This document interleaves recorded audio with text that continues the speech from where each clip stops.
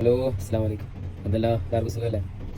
പിന്നെ രണ്ട് ലൈഫിനെ കുറിച്ച് ഒന്ന് ചിന്തിച്ചു നോക്കുക നിങ്ങൾ. ഒന്ന് നിസ്കരിച്ചാലുള്ള ലൈഫ്. നിസ്കാരം കറക്റ്റ് 5 വക്ത നിസ്കാരം ഒന്നും മുടങ്ങാതെ ആക്കാതെ ചെയ്യുന്ന ഒരു ലൈഫും, ഒരു നിസ്കാരത്തിനും പോവാതെ പള്ളിയിൽ നിന്ന് 5 നേരം ഭാഗം വിളിച്ചാലും ഒരു നിസ്കാരത്തിനും പോവാതെ തോന്നുന്നത് പോലെ ജീവിച്ചാലുള്ള ലൈഫ് ഒന്ന് പരീക്ഷ നോക്കും. മാറ്റങ്ങൾ നിങ്ങൾക്ക് കാണാൻ പറ്റും. നമുക്ക് സ്കൂളിൽ നിന്ന് പഠിക്കുന്നതിൻ്റെ തൊട്ട് രണ്ടും താരതമ്യം ചെയ്ത് പഠിച്ചാൽ നിസ്കരിക്കുന്നവൻ്റെ ലൈഫും നിസ്കാരം അങ്ങോട്ട് അടുക്കാത്തവരുടെ ലൈഫും കൂടിയും താരതമ്യം ചെയ്ത് നോക്കുന്നത്. ഒരു കോളത്തിലേതാ നിസ്കരിക്കുന്നവന്റെ ലൈഫ്, മറ്റൊരു കോളത്തിലേതാ നിസ്കരിക്കാത്തവന്റെ ലൈഫ്. രണ്ടും രണ്ടാണെന്ന് വ്യക്തമായിട്ട് പറയാൻ പറ്റും.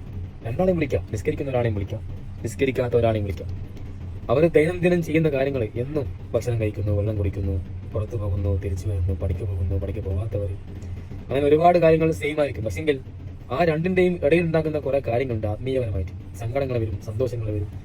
അതിൽ നിന്നൊക്കെ മനസ്സിന് സമാധാനം വേണമെങ്കിൽ നിസ്കരിച്ചു.